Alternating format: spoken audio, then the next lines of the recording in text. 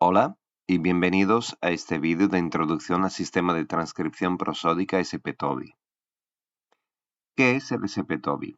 El SP-TOBI es un sistema de anotación de la entonación y más en general de la prosodia que se ha desarrollado específicamente para la lengua española o castellana. Actualmente es el sistema de anotación prosódica más utilizado a nivel internacional. Tal y como veremos a lo largo de esta presentación, el sistema de transcripción SP-TOBI se puede entender solo en el marco del modelo métrico autosegmental, que es el modelo teórico que subyace. Al final de esta presentación no vamos a ser expertos en etiquetaje con SP-TOBI, pero sí vamos a haber adquirido las bases necesarias. En especial modo, hoy voy a insistir mucho en que para aprender a etiquetar en TOBI no es suficiente aprender las 13 etiquetas básicas con Ls y Hs que todos hemos visto alguna vez. Es necesario entender qué es lo que se esconde detrás de esas etiquetas.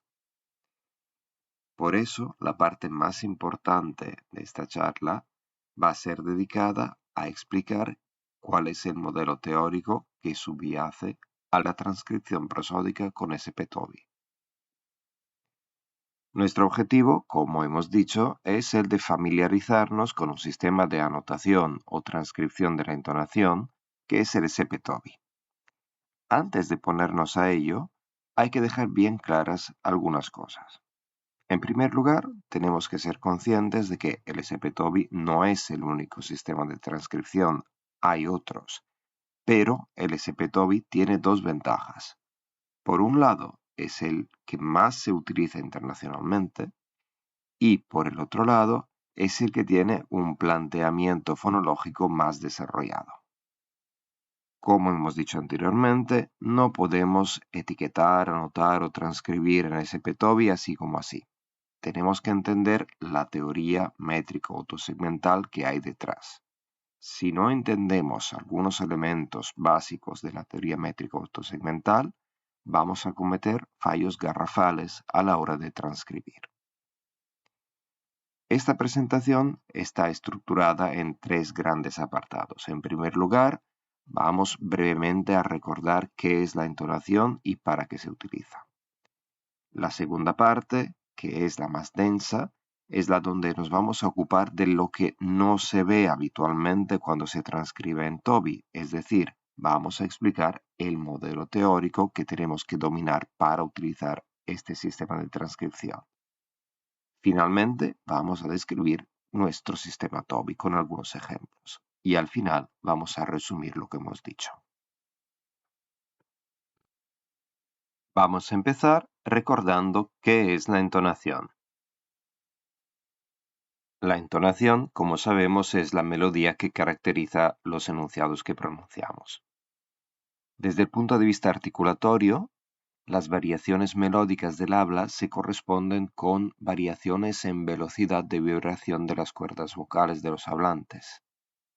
Desde el punto de vista acústico, la entonación se corresponde con la frecuencia fundamental, o F0, y desde el punto de vista perceptivo, la entonación es lo que en inglés se llama pitch, es decir, la sensación de que en un enunciado haya algunas partes que se pronuncian con un tono más alto y otras partes que se pronuncian con un tono más bajo.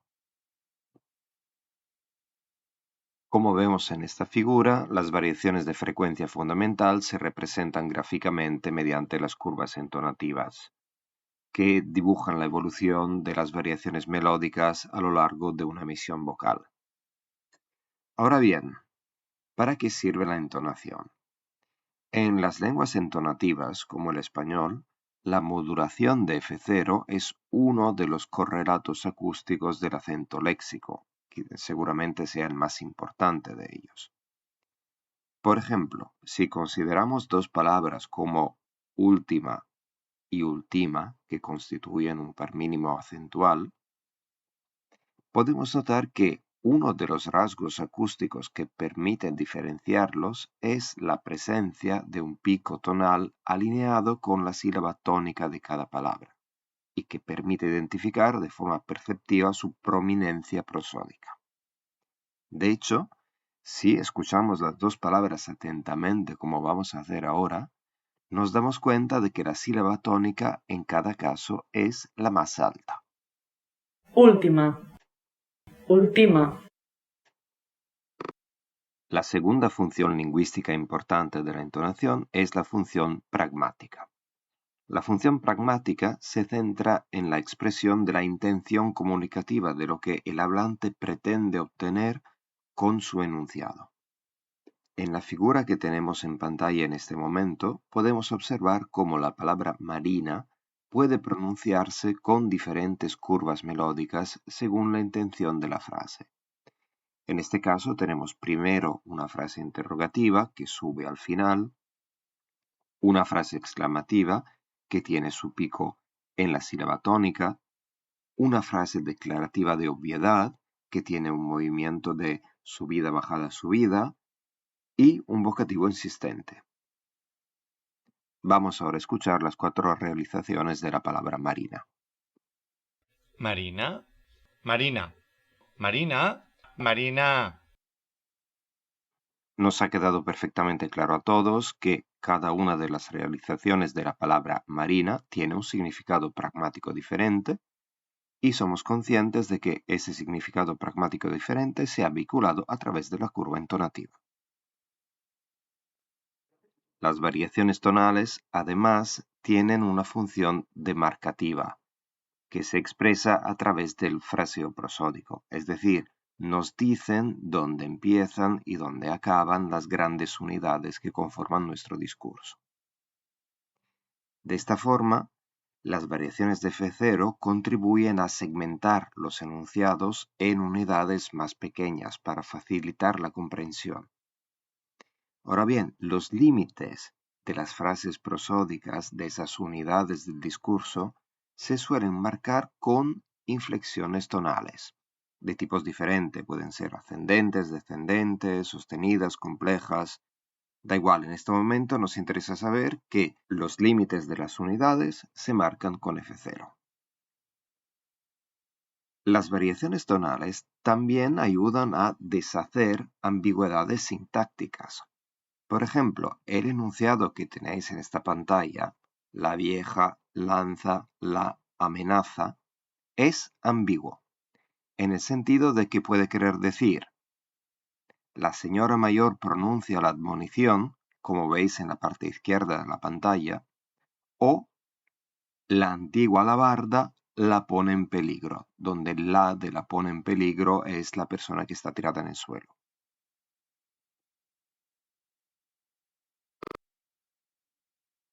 En el primer caso, el de la señora mayor, la estructura sintáctica de la frase es la vieja sujeto, lanza la amenaza, predicado. Mientras que en el segundo caso, la estructura sintáctica es la vieja lanza, sujeto, la amenaza, predicado. La diferencia entre las dos interpretaciones del enunciado puede vehicularse mediante la entonación y en concreto mediante el uso de un tono de frontera alto que separa el sujeto y el predicado. Ahora vamos a escuchar la realización de ambas frases. La primera que vamos a escuchar es la de la señora mayor y la segunda que vamos a escuchar es la de la alabarda. A la hora de escuchar los enunciados os vais a dar cuenta de que entendéis perfectamente cuál es cuál y el motivo por el que entendéis cuál es la presencia de un pico tonal al final del sujeto que está marcado con una flecha roja en la diapositiva. La vieja lanza la amenaza. La vieja lanza la amenaza. La cuarta función de la entonación es la de marcar los focos, es decir, los elementos de un enunciado que tienen mayor prominencia informativa. Vamos a imaginar ahora una oración. Marina bebe una limonada. Fuera de contexto, podría querer decir muchas cosas diferentes, pero si imaginamos dos contextos concretos, vamos a ver que la oración Marina bebe una limonada adquiere estructuras informativas diferentes. En el contexto que tenéis a la izquierda hay una persona A que le pregunta a B, ¿qué pasa cada mañana en tu casa? Y B le contesta, Marina bebe una limonada, donde toda la información que da Marina bebe limonada es nueva. En el contexto que tenéis a la derecha, otra persona que también se llama A le pregunta a otro B, ¿Lucía bebe una limonada? Y B le contesta, no, Marina bebe una limonada. En este segundo caso, la información que B le proporciona a A no es toda nueva. Hay una parte de la información que ya se sabe porque ya está presente en la conversación, bebe una limonada, veis que aparece en los dos enunciados, pero hay una parte nueva que es Marina. Y esa parte nueva, Marina, se contrasta con otra información que estaba presente en la pregunta de A, es decir, Lucía. En este caso decimos que Marina es el elemento focalizado, lleva un foco de tipo estrecho y contrastivo, técnicamente hablando. La entonación es el parámetro acústico que tiene la función de vehicular la diferencia entre la estructura informativa de Marina bebe una limonada a la izquierda y de Marina bebe una limonada a la derecha. Vamos ahora a escuchar las dos realizaciones. Primero, Marina bebe una limonada, donde toda la información es nueva, y luego Marina bebe una limonada, donde solo Marina es la información nueva y está focalizada. Marina bebe una limonada. Marina bebe una limonada. Cualquier hablante nativo de español entiende fácilmente que la primera oración que hemos escuchado es la que corresponde al contexto de la izquierda y la segunda es la que se corresponde con el contexto de la derecha. Todo eso gracias a la diferente modulación de F0. Si os interesa profundizar en el tema de las funciones de la entonación, en esta diapositiva tenéis algunos títulos divididos en dos apartados. Primero, un par de lecturas más fáciles, una en catalán y la otra en inglés, y luego lecturas ya más completas y complicadas. Vamos a empezar ahora la parte central, más densa, más complicada y más importante de esta charla. Vamos a hablar de lo que no se ve cuando se etiqueta utilizando el sistema SP-TOBI, es decir, el modelo teórico, el modelo métrico y autosegmental. Durante siglos, los lingüistas no habían entendido plenamente la entonación.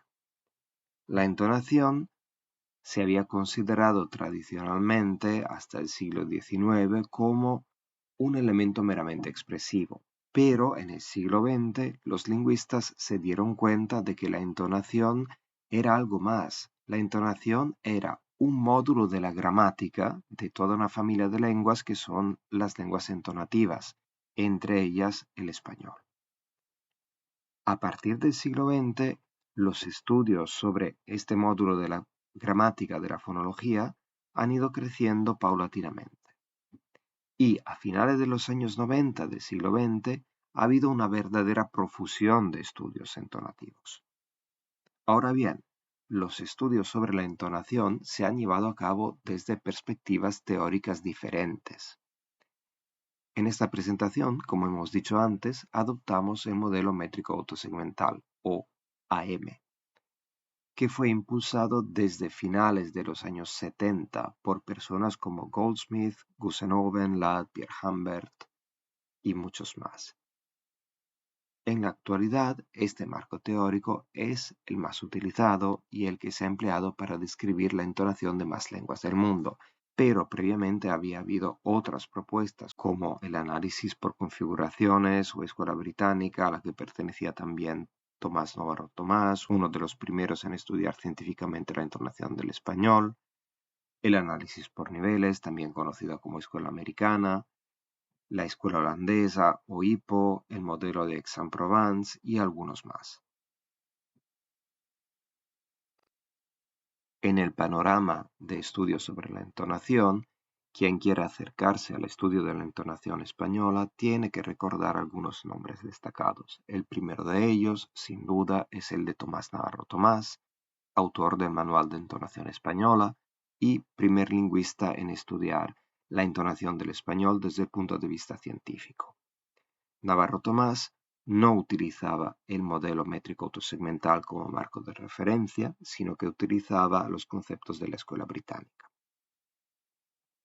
De modelo métrico autosegmental se empieza a hablar a partir de finales de los años 70, principios de los años 80.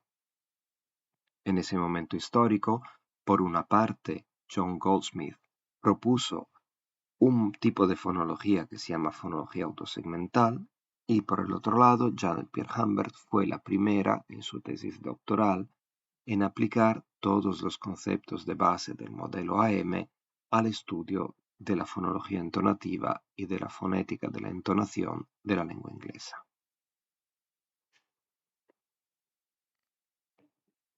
En tiempos más recientes, autores muy destacados que han utilizado los conceptos del modelo métrico autosegmental son Bob Ladd, del que recordamos sobre todo el manual Intonational Phonology, Carlos Gusenoven o Pilar Prieto, que es una de las propulsoras del estudio de la entonación del español dentro del modelo métrico y autosegmental.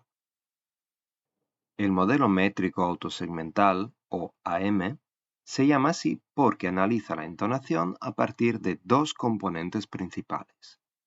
Por una parte tenemos una estructura métrica y por la otra parte tenemos un nivel autosegmental. El nivel autosegmental contiene los tonos que forman la melodía y la estructura métrica representa dos cosas. Representa la prominencia, es decir, que elementos dentro del enunciado son más prominentes, por ejemplo las sílabas tónicas, y representa el fraseo prosódico, es decir, la organización de los contenidos en bloques informativos. El nivel autosegmental, el nivel de los tonos, es independiente del nivel de los segmentos. Por independencia del nivel tonal respecto al nivel segmental, entendemos básicamente que una misma sílaba de una misma palabra puede tener tonos distintos. Por ejemplo, si hacemos una pregunta como ¿conoces a Marina? La sílaba ri de Marina se realiza en un tono bajo, ri, ri, mientras que si llamamos Marina, Marina, la misma sílaba se realiza con un tono alto, ri, ri. Pues bien, la entonación de un enunciado es el resultado de la asociación de unos tonos independientes con determinadas sílabas de nuestra frase. Dicho así, puede parecer complicado. Ahora hemos visto un resumen de todo lo que vamos a ver en la parte central de esta presentación y ahora vamos a ir por partes. Primero vamos a explicar qué es la estructura métrica y cómo se representa, y luego vamos a explicar qué son los tonos o autosegmentos y finalmente los vamos a juntar todo. Empezamos ahora explicando la parte métrica del modelo métrico y autosegmental. Empezamos diciendo que asumimos que la estructura métrica coincide con la jerarquía prosódica o jerarquía fonológica, que es una de las contribuciones más destacadas de Marina Nespor e Irene Vogel. Sin embargo, hay que recordar que existen otros enfoques que no consideran que la estructura métrica coincida perfectamente o siempre o necesariamente con la jerarquía prosódica. Para entender la jerarquía prosódica, el primer paso es entender los elementos que forman parte de la jerarquía prosódica. Todos sabemos que un enunciado está formado por segmentos, vocales y consonantes. Esos segmentos están distribuidos en forma lineal en el tiempo, pero también tienen una estructura. Intuitivamente sabemos que la frase Marina come mandarinas no es un conjunto no estructurado de segmentos. Sabemos que está formada por 3 palabras: Marina come mandarinas. Y cada una de ellas está formada por sílaba y cada sílaba por segmentos. La jerarquía prosódica es justamente un sistema para representar este orden jerárquico de los elementos de la cadena fónica. Elementos más pequeños o de nivel más bajo se agrupan para formar elementos más grandes o de nivel más alto. Hay varias propuestas en cuanto a los niveles en que se divide el enunciado. Nosotros en esta presentación simplificamos las propuestas y presentamos un sistema en lo que solo existen los niveles que aparecen ahora en la pantalla. El primero de ellos, el de nivel más alto, es la frase entonativa, también llamada IP mayúscula o gran IP. Una frase entonativa, por ejemplo, es: me gustan las mandarinas. Todo lo que se dice hasta el final del enunciado.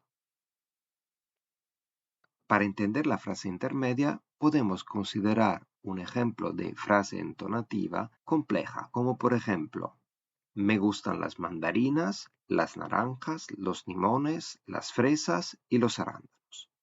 En esa gran frase entonativa que acabo de pronunciar, intuimos que existen unos bloques entonativos más pequeños que son: me gustan las mandarinas, las naranjas, los limones, las fresas y los arándanos. Cada uno de estos elementos es una frase intermedia. Por debajo de la frase intermedia tenemos la palabra prosódica, que muy sencillamente es una palabra formada por una palabra con acento léxico y sus clíticos. Por ejemplo, las mandarinas es una palabra prosódica formada por 2 palabras léxicas, las y mandarinas. La sílaba ya sabemos lo que es y los segmentos también ya sabemos lo que son. Un pequeño disclaimer. En esa presentación, simplificando, decimos que los segmentos forman parte de la estructura métrica, pero en realidad tendríamos que ponerlos en un plano distinto. Por esa razón, en las representaciones que vais a ver a continuación, aparecen en un color diferente, en color verde. Ahora que sabemos cuáles son los elementos que constituyen la estructura métrica, lo que podemos hacer es pasar al segundo paso, que consiste en intentar representar los elementos de la estructura métrica de un enunciado en concreto. El enunciado es algo muy fácil, es la palabra lana. En las próximas diapositivas vamos a saltarnos la frase intermedia, no vamos a representar la frase intermedia o pequeña IP para no complicar demasiado el sistema, pero más adelante vamos a reintroducir la pequeña IP porque es un elemento imprescindible en el sentido de que ningún nivel de la frase prosódica se puede saltar. La representación de la jerarquía prosódica que vamos a proponer es la representación convencional que se usa en los estudios prosódicos. Vamos, sin embargo, a hacer un pequeño añadido solo para que algunas cosas se vean más claras. A la representación canónica tradicional normalmente aceptada, vamos a añadir unos corchetes para indicar dónde empieza y dónde acaba cada elemento de la estructura prosódica.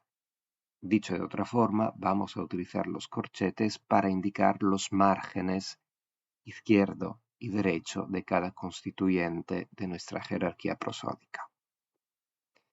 Dicho eso, vamos ahora a empezar a construir la jerarquía prosódica correspondiente al enunciado lana, que aquí tenéis visualizado en Prat. Para dibujar la jerarquía prosódica, primero empezamos dibujando lo que en realidad, como acabamos de decir, no forma exactamente parte de la jerarquía misma porque está por debajo de ella en otro plano, que son los segmentos vocales y consonantes.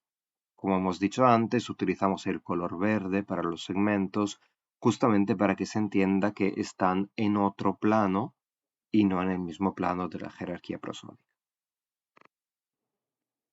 Los segmentos se juntan y forman sílabas. Allá donde se juntan las líneas, el punto donde las dos líneas verdes se juntan, tenemos un nodo. En este nivel quiero que os fijéis en el hecho de que he marcado una de las sílabas como tónica, es decir, que le he asignado una prominencia. A su vez, las dos sílabas de lana se juntan y forman una palabra prosódica que represento con una omega. Y finalmente, las palabras prosódicas se juntan para formar primero pequeñas IPs y luego, al nivel más alto, una gran IP o frase entonativa. Ya tenemos nuestra estructura prosódica del enunciado declarativo lana. Si quisiéramos dibujar la jerarquía prosódica de una oración más complicada como Pepi come, tendríamos una representación parecida. La diferencia es que en este caso tendríamos dos palabras prosódicas. En la representación de la jerarquía prosódica correspondiente a la declarativa lana y a la declarativa Pepi come, como habíamos dicho, hemos omitido el nivel de la pequeña IP o frase intermedia para no complicar demasiado la representación, pero si tuviéramos que analizar una oración que contiene frases intermedias, sí que convendría representar también el nivel de la pequeña IP, como en el caso que veis ahora en pantalla. El caso que veis ahora en pantalla es una declarativa con enumeración. El enunciado que estamos representando es una enumeración declarativa. Pepi de Lugo, Paco de Vigo, Pepe de Jaca. Veis que la diferencia con las representaciones anteriores consiste en el haber introducido el nivel de la pequeña IP. Si quisiéramos complicar ulteriormente la representación, podríamos añadir el nivel de la mora, como veis en la penúltima línea. Podríamos añadir el pie métrico, pero para nuestra presentación de hoy, que es un primer acercamiento, no hacen falta esos niveles. Si queréis más información acerca de la estructura métrica, podéis hacer referencia a las lecturas clásicas, sobre todo al libro de Nespor y Fogel del 86, Prosodic Phonology, o al ensayo de Pierre Humbert y Beckman sobre la estructura tonal del japonés. Si preferís empezar con una versión resumida y adaptada, podéis leer un artículo de Rosiano y Rodríguez sobre el valenciano meridional. Pasamos ahora a explicar la parte autosegmental del modelo AM. La fonología autosegmental es un enfoque fonológico no lineal. ¿Qué quiere decir eso? Para entendernos rápidamente con la metáfora, podemos decir que en la fonología segmental tradicional, un enunciado declarativo como lana que hemos visto antes es una serie de fonemas. Se puede representar como una serie de elementos que van uno detrás del otro en una recta, en un solo plano, sin más. Para entendernos metafóricamente podemos imaginar que se represente con una cadena.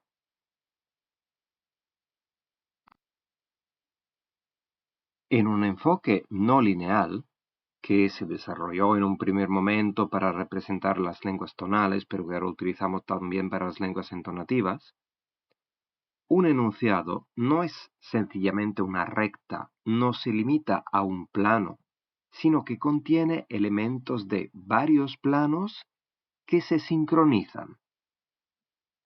Hay una cadena segmental, de acuerdo, pero también hay por lo menos un plano extra, que es el plano de los tonos, sincronizados con los segmentos. En este caso, metafóricamente, podemos decir que tenemos delante una pizza, en el sentido de que hay una base con unos ingredientes encima. La base son los segmentos. Y las lonchas de chorizo que le ponemos encima son los tonos. Pero ojo, en medio, entre la base de masa y las lonchas de chorizo, hay algo que los tiene juntos. Si no, no estarían juntos, no se mantendrían juntos. En el caso de la pizza, lo que hace la función de mantener junto la base y el chorizo es el queso. En el caso de la fonología, obviamente no hay queso, pero sí tenemos que utilizar algo para que las dos capas, los dos planos, se junten y se mantengan juntos. Y ya más adelante veremos qué es lo que hace la función de queso en nuestra representación autosegmental.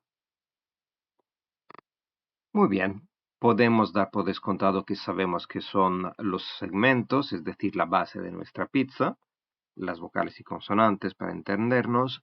Lo que necesitamos hacer ahora es entender qué son los suprasegmentos, entender qué son los tonos, cómo se ven los tonos. En el modelo métrico y autosegmental, como vamos a ver a continuación, la curva melódica, que fonéticamente está compuesta por un número infinito de puntos, fonológicamente se puede simplificar hasta llegar a un conjunto limitado de puntos que llamamos dianas tonales. Para pasar de la curva fonética con un número infinito de puntos que tenemos en la parte izquierda de la pantalla a las dianas tonales que tenemos en la parte derecha de la pantalla, mentalmente pasamos por tres etapas. La primera etapa es la etapa en la que tenemos la curva completa y real como vemos a la izquierda. En un segundo momento, lo que hacemos mentalmente es simplificar esta curva y reducirla a unos movimientos estilizados. En nuestro caso será un movimiento de subida y un movimiento de bajada, como vemos en el panel central. Y finalmente, el movimiento de subida y bajada estilizados que tenemos en el panel central se puede simplificar ulteriormente. Podemos utilizar solo los puntos de inflexión para representar el recorrido que hace nuestra voz. La voz empieza baja, luego llega a un punto alto en medio y luego vuelve a bajar al final. Resumiendo, nuestra curva de la izquierda con un número infinito de puntos de F0 se puede simplificar fonológicamente en tres puntos, que son los puntos de inflexión o dianas tonales. Transformar, como hemos hecho, una curva en puntos es solo la primera mitad del trabajo. De hecho, aún estamos en un nivel fonético, aunque muy simplificado, y lo que queremos nosotros es una notación de tipo fonológico. Para hacerlo, debemos tener presente que los tonos en el sistema M pueden ser solo de niveles discretos. ¿Qué quiere decir de niveles discretos? Quiere decir de niveles contados, solo de unos pocos niveles sin nada en medio, no hay niveles intermedios. En el modelo AM aplicado al español, los tonos pueden ser de nivel bajo, medio, alto y extra alto. Punto. No hay tonos altos tirando un poco abajo o medios pero un poco más bajitos. No, son solo 4 los niveles que utilizamos. Las etiquetas que utilizamos para representar los tonos de esos 4 niveles son las que tenéis en la pantalla. Con esas 4 etiquetas tenemos que hacerlo todo. Huelga decir que los nombres de las etiquetas vienen de alguna forma del inglés. L quiere decir low, bajo, H quiere decir high, alto, y las etiquetas para el tono extra alto y medio se han creado a partir de la etiqueta alta con una representación estilizada de una flechita para arriba para el extra alto y una flechita para abajo para el medio. Entonces, ¿cómo transformamos nuestros puntos en símbolos, en letras? Es bastante fácil. Si volvemos a mirar nuestra curva simplificada, lo que hacemos es poner una letra en correspondencia de cada punto de inflexión. Esos son los tonos que forman la capa tonal de nuestra pizza. Son las lonchas de salami de nuestra pizza. Muy bien, entonces ahora sabemos que tenemos 3 tonos, L, H y L. Lo que no sabemos todavía, si miramos la representación en 2 capas, la capa negra de los segmentos y la capa roja de los tonos, es dónde se tienen que realizar esos tonos. Es decir, ¿Da igual dónde se realiza el tono alto? ¿O tiene que realizarse en un sitio en concreto? Bueno, si miramos nuestra curva en la parte alta de la pantalla, vemos que el primer tono L se realiza al principio de la sílaba tónica, el tono H se realiza al final de la tónica y el segundo tono L se realiza al final del enunciado.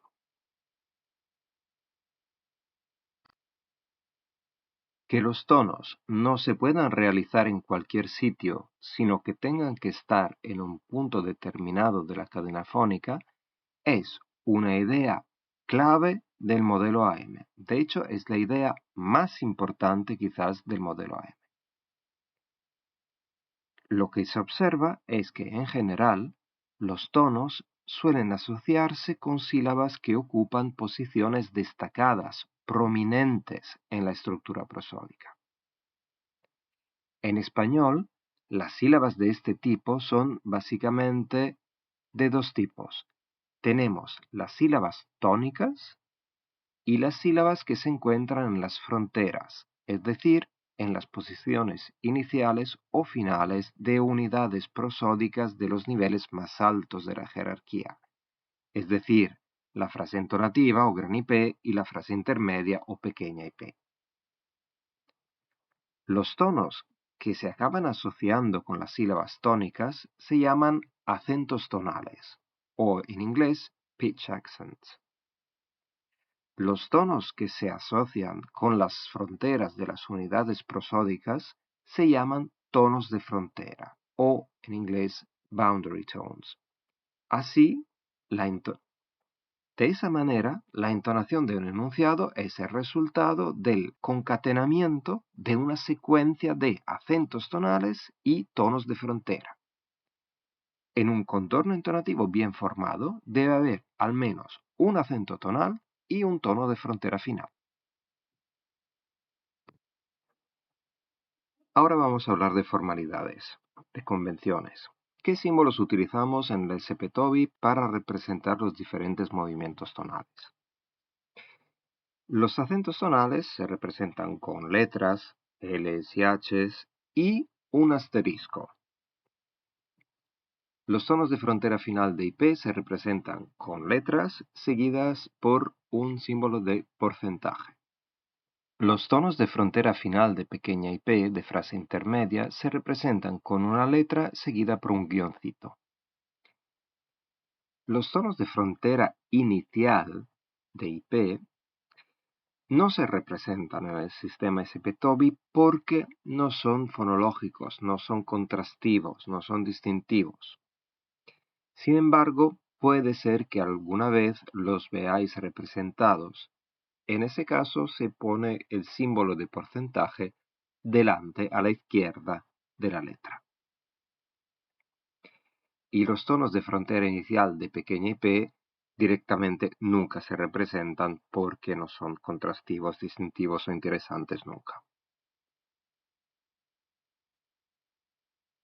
Antes de pasar a describir el repertorio de acentos tonales, a ver cuántos acentos tonales hay, de qué tipo, etc., tenemos que añadir algo sobre la alineación de los tonos. Hemos dicho que los tonos de frontera final están asociados con la sílaba final y los acentos tonales están asociados con las sílabas tónicas. Pues bien, para los acentos de frontera, esto es suficiente, no es complicado. Nos quedamos con la idea de que el tono de frontera se realiza al final de la última sílaba del enunciado y con eso ya nos vale. Por ejemplo, en nuestro enunciado lana, podemos decir que hay un tono L al final de la sílaba na, y san se acabó. Sin embargo, con los acentos tonales eso no es suficiente.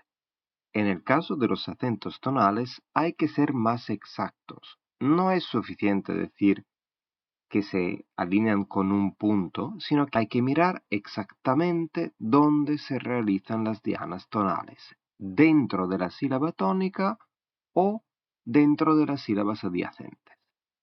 ¿Por qué? Porque dependiendo de dónde estén exactamente los tonos, hay diferencias de significado pragmático, de significado oracional. Y si hay una diferencia de significado, hay una diferencia fonológica. Por lo tanto, se tiene que representar en el sistema SP-TOVI. Ahora vamos a mirar un ejemplo. Vamos a escuchar 3 enunciados y 3 fragmentos de enunciados. Y vamos a ver que efectivamente, solo a partir de la entonación podemos decir si el fragmento las mínimas que estamos escuchando forma parte de una declarativa neutra, de una interrogativa neutra o de una declarativa con focalización de mínimas. Primero vamos a escuchar la primera palabra prosódica, es decir, las mínimas, de cada uno de estos 3 enunciados. Las mínimas. Las mínimas. Las mínimas. Notamos que hay diferencias entonativas muy claras. Por ejemplo, volvamos a escuchar otra vez la palabra las mínimas en la versión A y en la versión B. Las mínimas. Las mínimas. Cualquier hablante nativo de español entiende perfectamente que la primera versión es una declarativa con foco y la segunda versión es el principio de una interrogativa. De hecho, podemos comprobarlo escuchando las 3 frases enteras. Las mínimas están bajo cero. Las mínimas están bajo cero. Las mínimas están bajo cero. Si solo a partir de la primera palabra podemos decir qué modalidad oracional es, eso quiere decir que hay una diferencia fonológica entonativa en la primera palabra y en concreto en su pitch accent, en su acento. Pero, ¿qué es exactamente lo que estamos escuchando? ¿Por qué podemos hacer la diferencia entre esos 3 acentos tonales? De hecho, estamos escuchando 3 acentos tonales ascendentes, es decir, los 3 están formados por una diana tonal baja y una diana tonal alta. Entonces no los estamos diferenciando a partir del tipo de diana. Lo que nos permite oír los diferentes es la posición de las dianas tonales dentro de la palabra. Por ejemplo, en la frase con focus, que es la que tenemos en pantalla ahora y que vamos a escuchar, Las mínimas. la diana L está al principio de la sílaba tónica y la diana H está al final de la sílaba tónica. En la pantalla tenéis las 2 dianas tonales marcadas con un círculo rojo. Ahora vamos a escuchar otra vez la interrogativa. Las mínimas.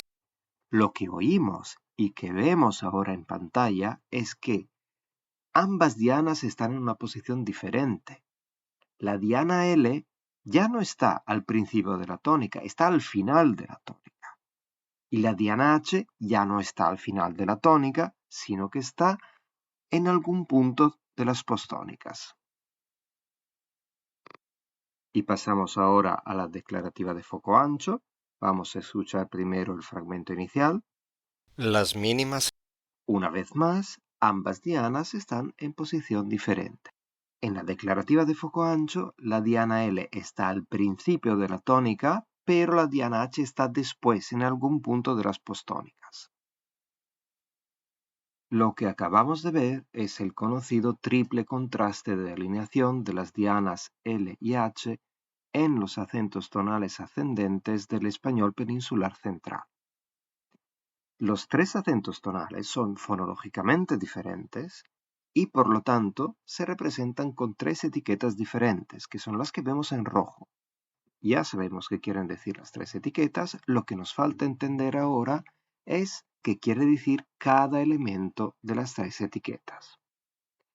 En síntesis, las 3 etiquetas se leen de la siguiente forma. El asterisco indica el tono más importante del acento. El signo más indica que es un acento bitonal. La L y la H indican cuáles son los tonos que componen nuestro acento bitonal y el angular indica que el tono importante está desplazado a la sílaba siguiente. Ahora razonemos un momento. Hemos dicho que los acentos tonales están asociados con la sílaba tónica. Por lo tanto, nuestros 3 acentos ascendentes están asociados con la sílaba tónica. Pero también sabemos que están asociados de forma diferente, porque suenan diferentes. Entonces, estamos de acuerdo que no es suficiente decir que cada uno de ellos está asociado con la tónica sin más, sino que tenemos que añadir algo más. ¿Y cómo se responde a esta doble exigencia? Pues bien, fonológicamente se dice que cada uno de estos 3 acentos tiene una asociación primaria con la sílaba tónica en su conjunto, y que cada uno de los tonos que lo componen tiene una asociación secundaria con una posición específica dentro de la sílaba tónica o cerca de la sílaba tónica misma.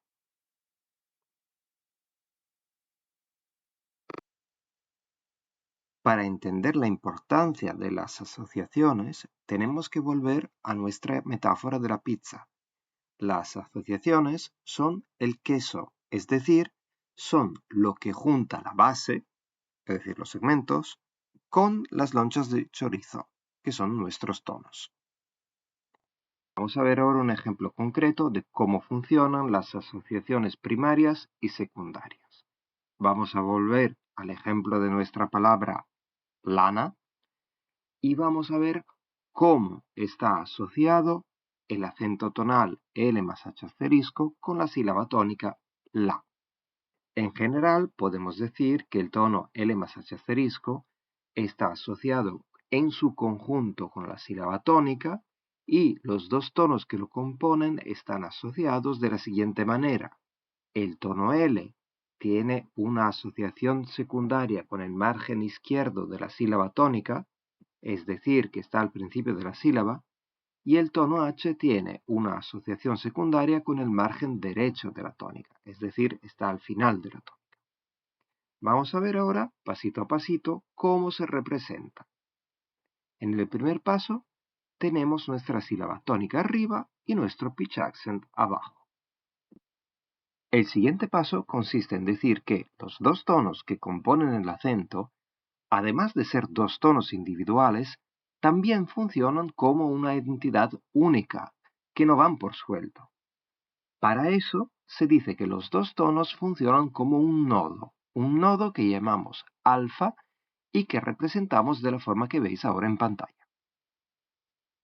Nuestro pitch accent en su conjunto, como nodo, está asociado con la sílaba tónica. Tiene una asociación primaria con la tónica. Para representar lo que acabo de decir, dibujo una línea continua desde mi nodo alfa hasta el nodo que está justo debajo de la sílaba tónica. Lo siguiente es representar el hecho de que el tono L se realiza al principio de la tónica, que tiene una asociación secundaria con el margen izquierdo de la tónica. Para eso, dibujo una línea discontinua desde mi tono L hasta el corchete que representa el margen izquierdo de la tónica. Y con eso hemos arreglado el tema de las asociaciones primarias y secundarias del acento tonal. ¿Qué pasa con el tono de frontera final? En esos tonos también tenemos asociaciones primarias y secundarias, que son algo más simples, por suerte. Un tono de frontera final tiene una asociación primaria con la IP en su conjunto, con la frase entonativa en su conjunto, porque caracteriza toda la frase entonativa desde el punto de vista del significado racional. Y los tonos que lo constituyen tienen una asociación secundaria con el margen derecho de la última sílaba de la IP.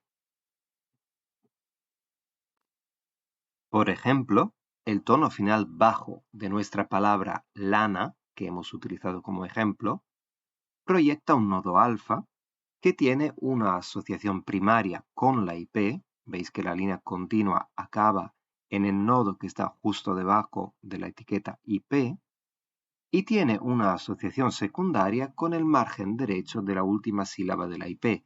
De hecho, la línea discontinua acaba en el corchete que marca la frontera final de la última sílaba de la IP. Y ahora, por fin, lo vamos a juntar todo.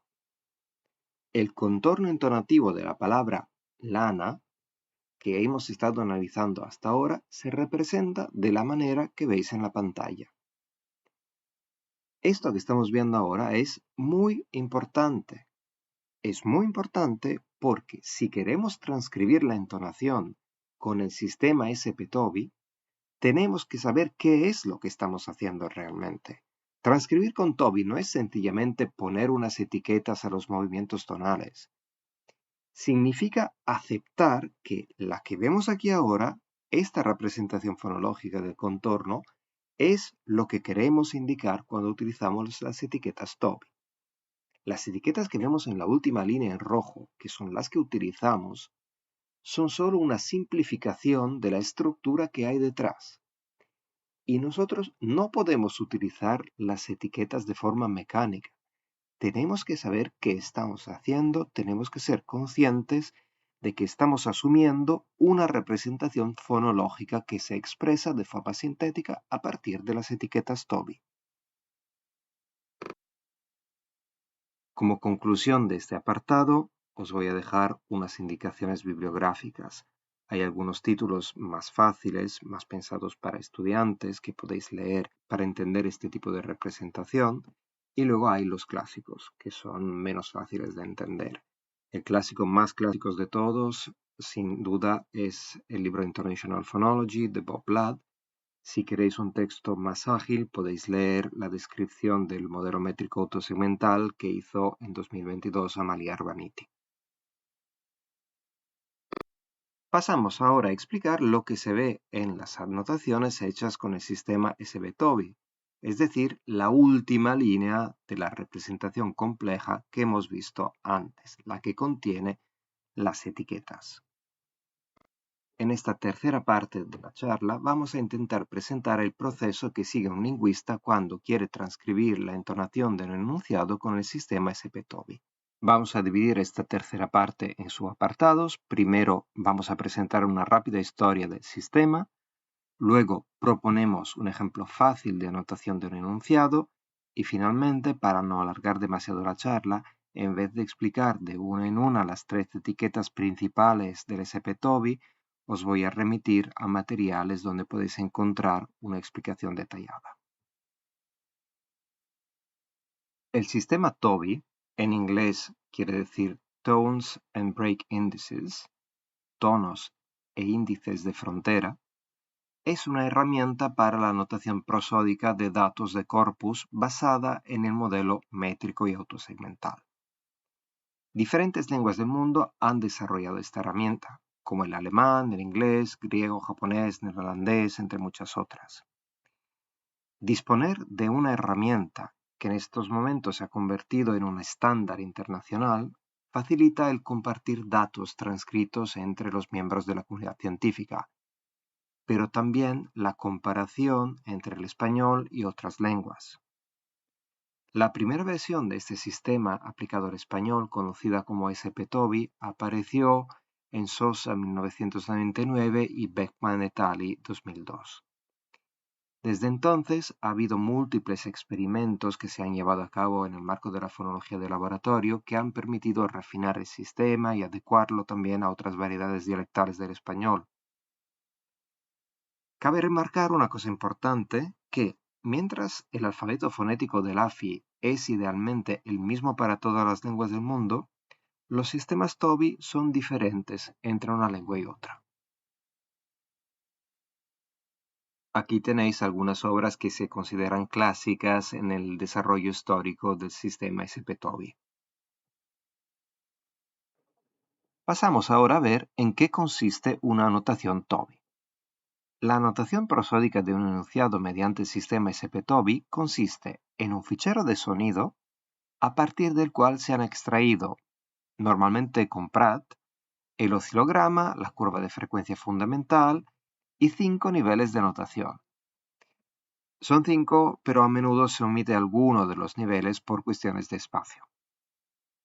Como vemos en esta figura, de arriba abajo encontraremos los siguientes niveles de notación.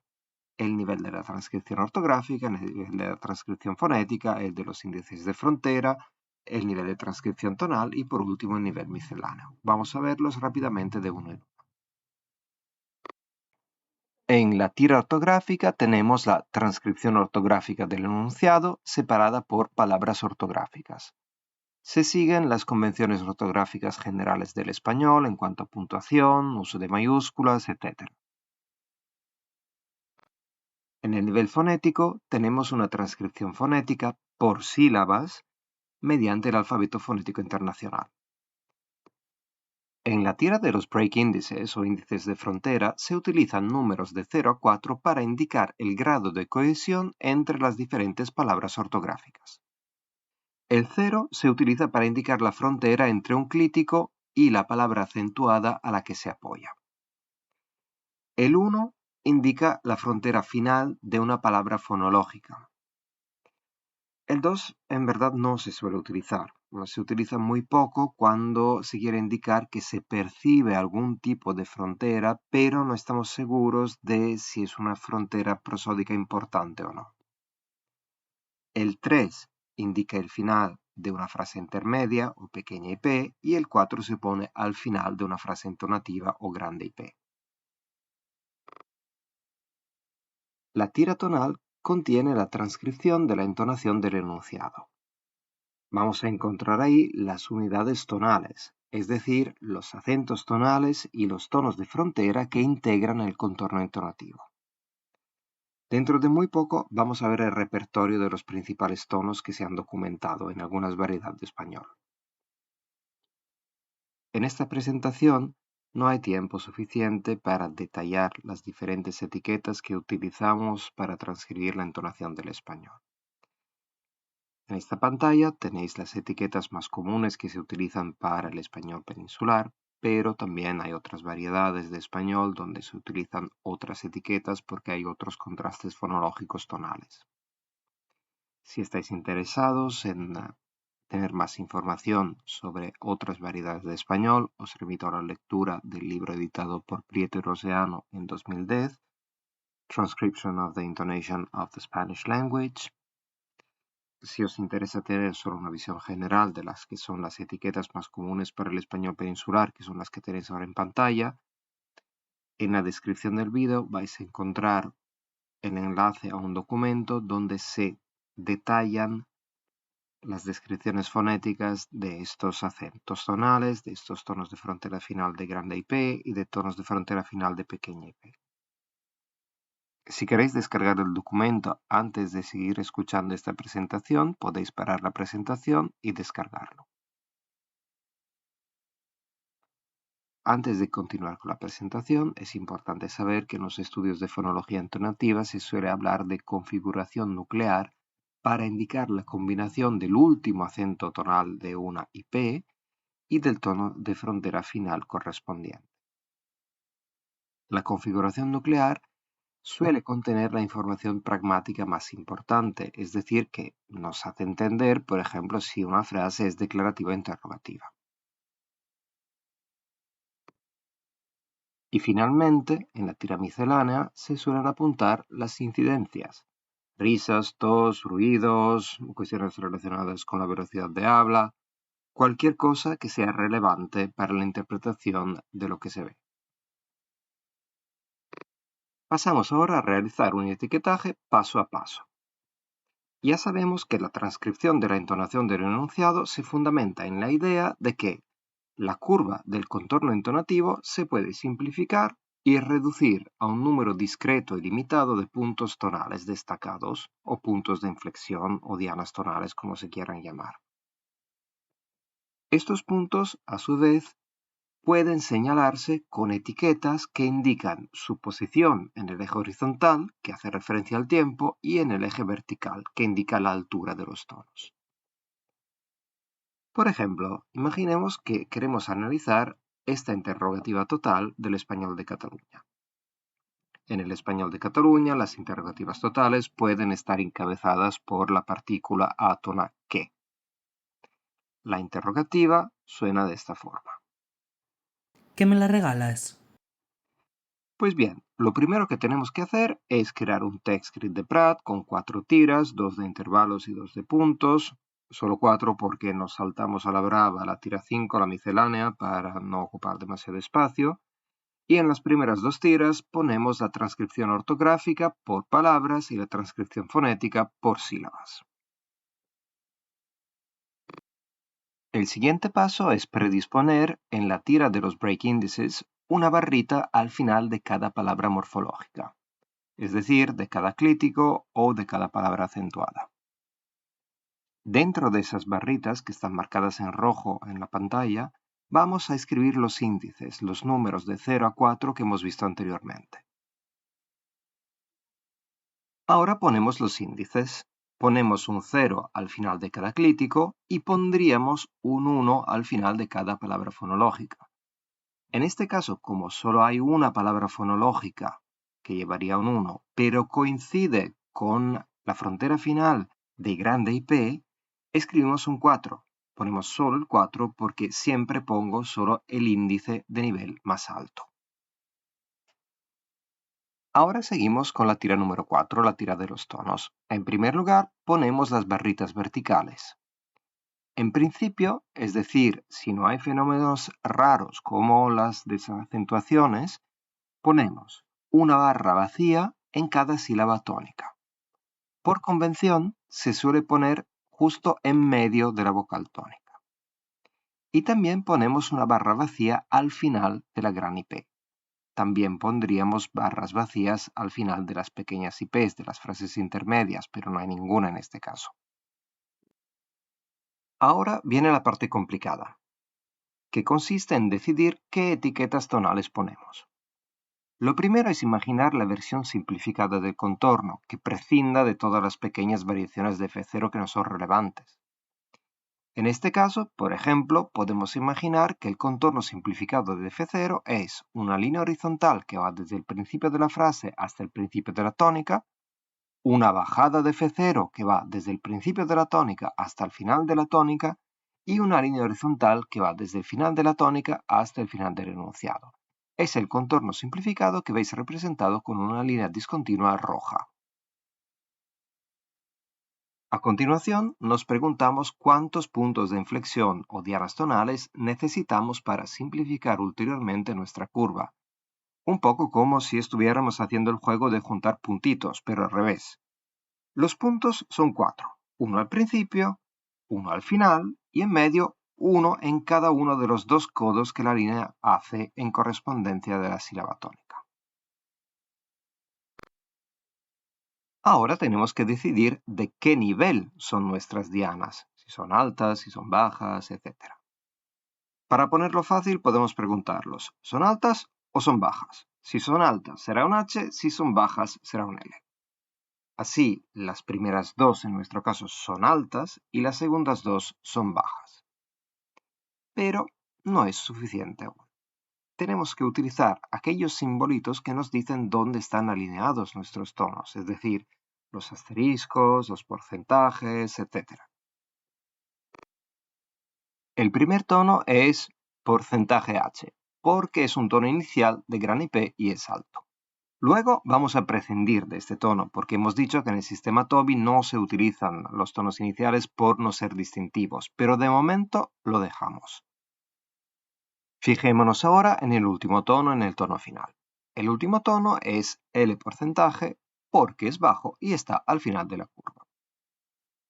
Y ahora nos queda lo más difícil. Tenemos que decidir qué hacer con los dos tonos que quedan. Lo primero que observamos es que están en los márgenes de la tónica, por lo que deducimos que forman parte de un pitch accent, que están relacionados con la sílaba tónica. Los dos tonos forman un acento tonal descendente. Si no soy un anotador experto y me conozco el sistema SP-Toby de memoria, lo que hago es ir a la lista de acentos tonales que os habéis descargado, veo que solo hay un acento descendente, H más L asterisco, compruebo que la descripción se corresponde con lo que observo, es decir, una bajada dentro de la tónica, y acabo escogiendo esa etiqueta, H más L asterisco. Para acabar, y ya concluimos, apunto el pitch accent y el tono de frontera final, pero no el tono de frontera inicial, en la tira tonal de mi TextGrid. Y ya está. Con eso hemos acabado de anotar prosódicamente este enunciado en SP-Toby. Pero tenemos que recordar que la última tira, la que más nos ha costado rellenar, es en realidad un resumen de lo que vemos ahora en pantalla. Como mensaje final, quiero repetir que si se quiere saber qué se está haciendo cuando se anota un enunciado o un corpus con SPTOBI, se tiene que imaginar una representación como esta.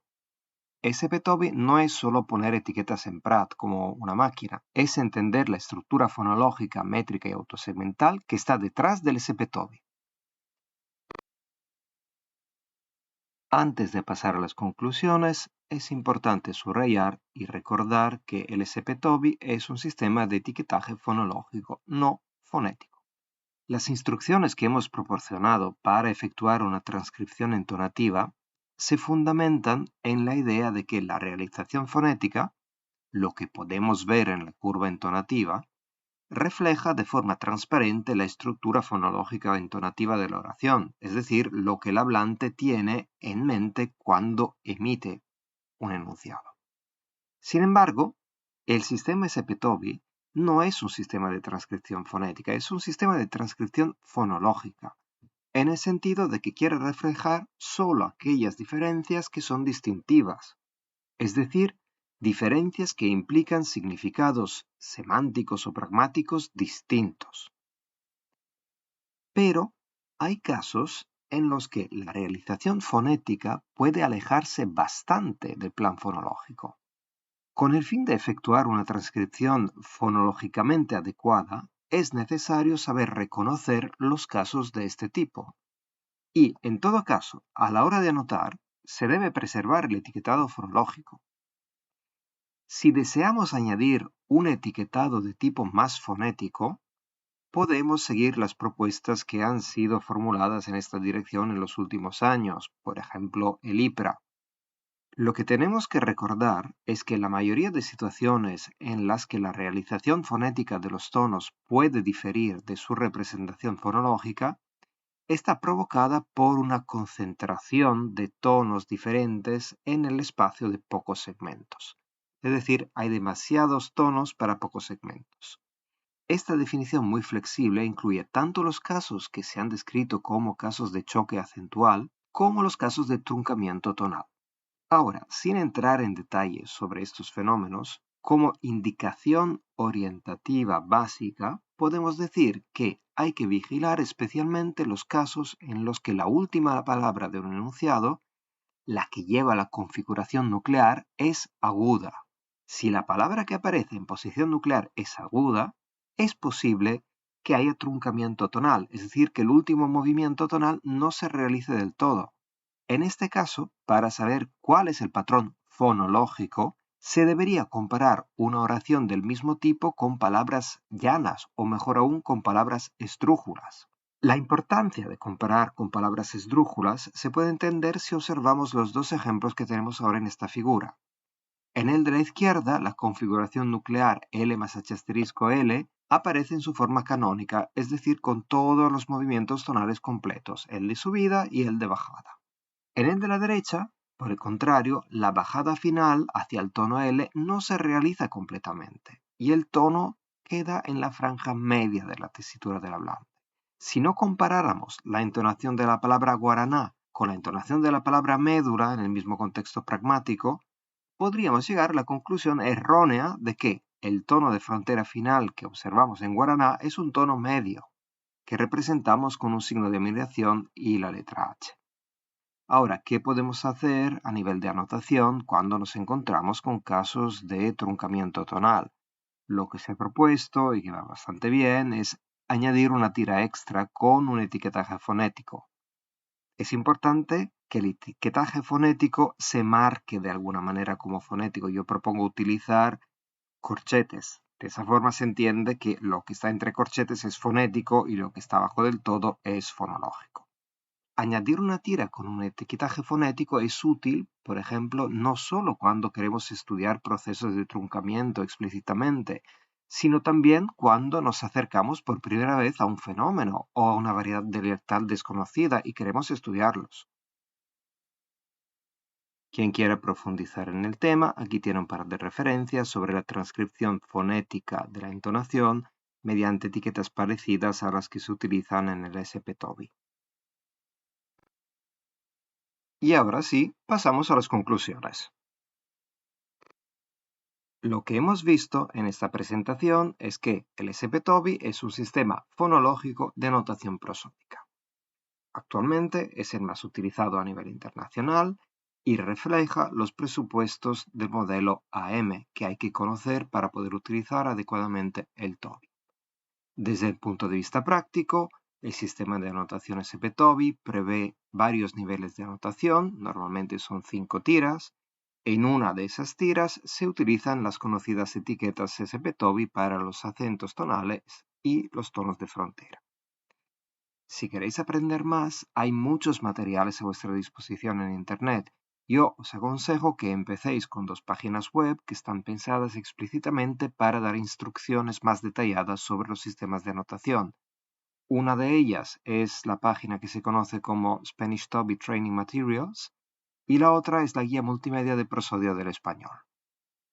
En ambos casos, tened en cuenta que es posible que haya algunas pequeñas discrepancias entre las etiquetas que se presentan en las 2 páginas web y las etiquetas que se han propuesto en la última actualización oficial del TOBI, que es la de 2015 de Walde y Prieto.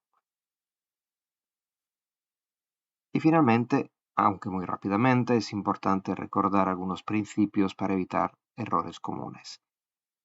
Lo primero que hay que recordar es que el SP-TOBI, lo volvemos a repetir, es un sistema fonológico, por lo tanto no se puede utilizar para hacer etiquetaje fonético. En segundo lugar, recordamos que es difícil etiquetar fonológicamente a partir de palabras agudas. Si una persona no es un etiquetador experto, sería oportuno que evitara proponer nuevas etiquetas, que se limitara a utilizar las que existen, porque las etiquetas nuevas tienen que estar justificadas fonológicamente, tienen que ser etiquetas distintivas. Otra cuestión práctica tiene que ver con el método de etiquetado. En esta presentación nos hemos limitado a utilizar la inspección visual de las curvas, pero eso no es suficiente. La sola inspección visual de las curvas puede inducir a errores. Además de visualizar las curvas, hay que escucharlas. Y finalmente, un consejo banal es el de utilizar siempre grabaciones de buena calidad y de recordar que Pratt es un buen instrumento, pero a veces no visualiza bien el F0. Muchas gracias por vuestra atención. Espero que esta presentación os resulte útil.